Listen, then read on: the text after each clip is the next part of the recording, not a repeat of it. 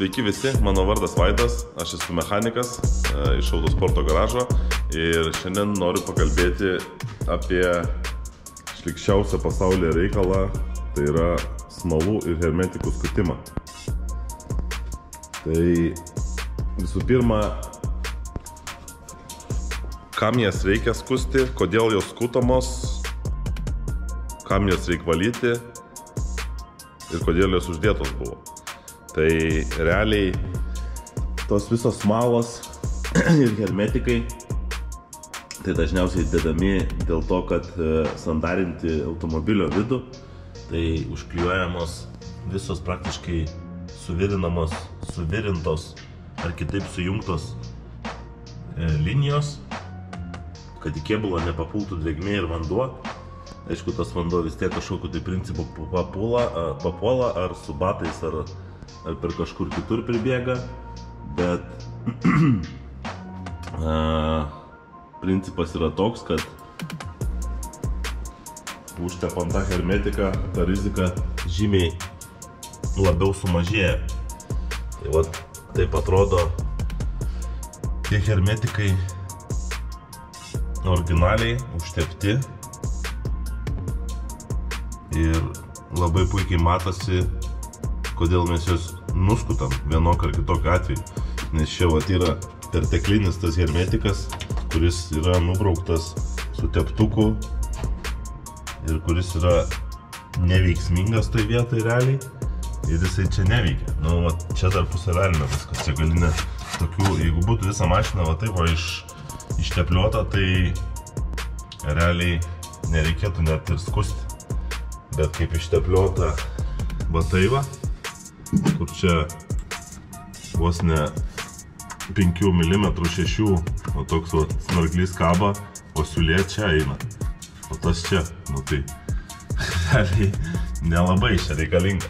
Tai va, tai yra du tipai, yra tų hermetikų, arba čia tų silantų vadinamų, tai yra vieni, kurie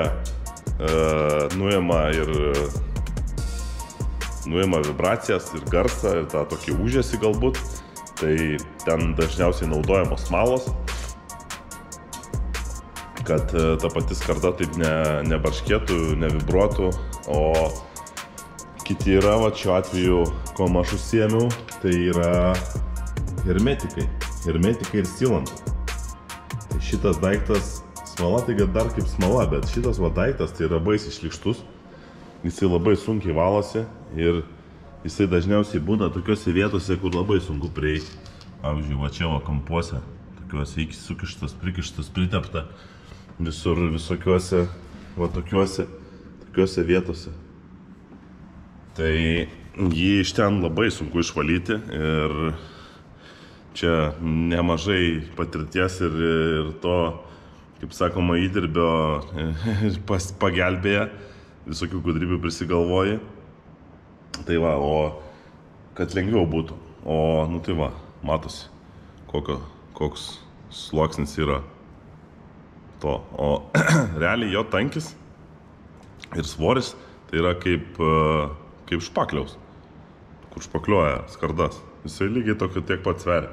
Tai čia realiai va, vos ne viena tokia va siūlė per visą tą šoną ir čia jau koksai kilas. Nes ta tubelė, kai mes jeigu restauruojam kažkokią mašiną, tai irgi esam ne kartą dėję, tai tos tubelės labai greit išeina, o tenai tų tubelių kokius suvarai ant mašinos, vien tik ant išorės, paprasme, dugno sandarinimo, tai kokias 6, 8, jeigu jisai nėra purškiamas, o yra tepamas. Tai va toks va yra tas hermetizavimo procesas. Tai va, tai apie gudrybės ir visokius įrankius, kokius mes naudojam. Tai realiai naudojam šveistukas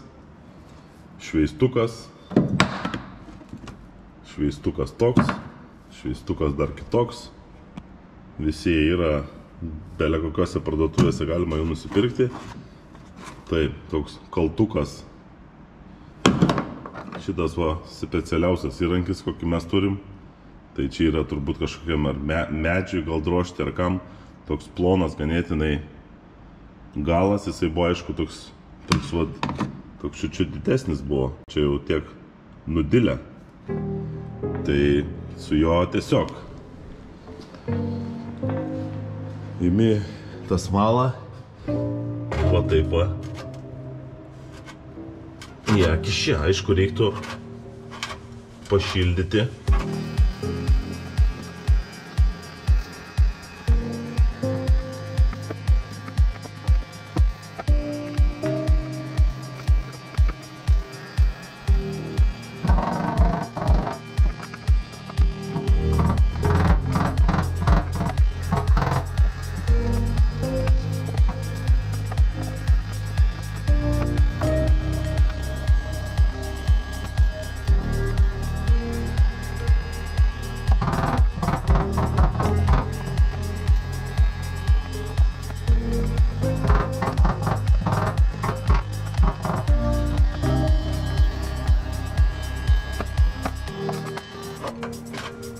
Nes dabar tai jinai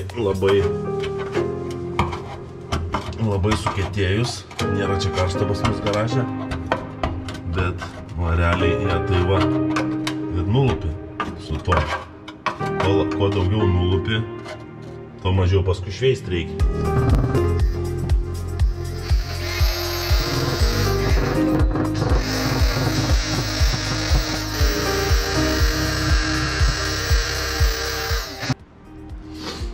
Tai pas mane, aišku, čia nuo poros dienų darbo, tai jau čia matosi mozolis toksai užsidėjęs šitai vietai.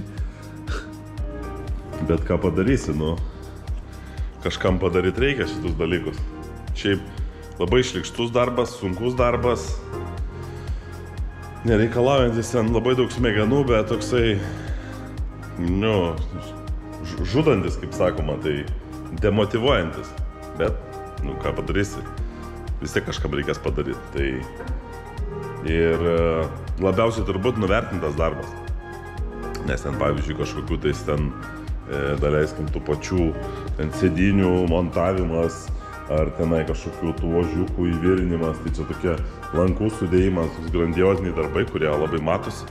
Ir žmonės negaili už jos pinigus mokėti, o tas smalų skutimas, tai jis toksai nelabai jau matosi realiai, efektas jaučiasi, nes taip taupomas svoris ir estetika automobilio gerėja, nu, išorė visa, nu, prasme, ne išorė, o vidus, skardos tas visas lygumas, svorio susitaupo ir dar jeigu norint virint siūles, tai būtinai tą reikia padaryti, nes tai nepreis suvirint.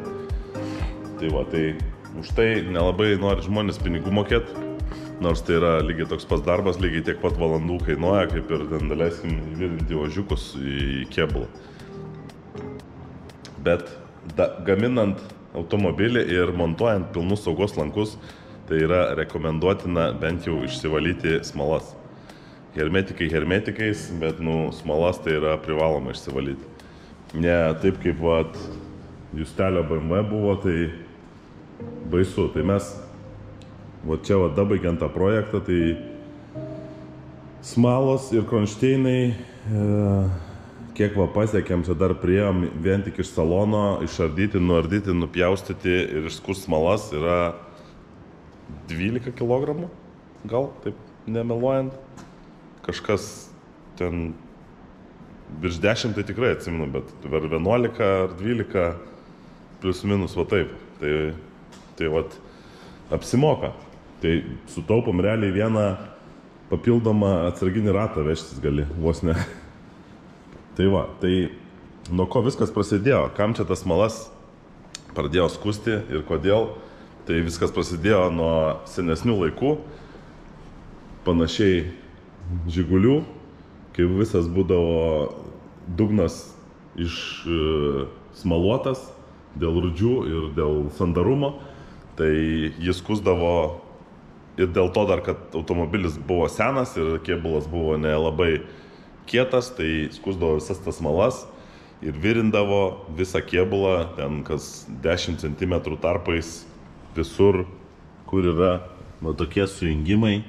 landžeronai visi, tai visur pravirindavau, kad sustandėtų tas kėbulas. O norint pravirinti kėbulą, ką reikia padaryti, aišku, reikia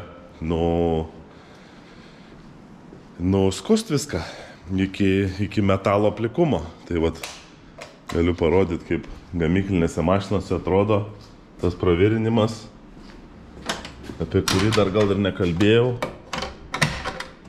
bet kuris yra būtinas tokio lygio mašinom. Tai vat matosi, čia va suvirinta visas. Čia matosi viena siūlė, antra siūlė, trečia siūlė. Čia viskas pravirinta. Visur, kur svarbios vietos yra, visi landžeronai. Čia išorinių skardų, to aišku, niekas nepravirina, bet visas tas vietas, kurios yra svarbios ir įtakoja standumą kėbulo, jos yra visos pravirintos. Čia vat irgi matosi. Daugiau ar mažiau, bet yra pravirinta. Ir čia jokių smalų, hermetikų ar kažko panašių nesąmonių tikrai nerasit. Tai visa šita technologija yra kaip ir suvokiama ir atėjus iš senų laikų, tai norint turėti maksimaliai standų kėbulą, tai reikia prasivirinti siūles. Tai vat, dedant pilnus lankus, būtinai reikėtų tą padaryti, nes tai įtakoja automobilio performance.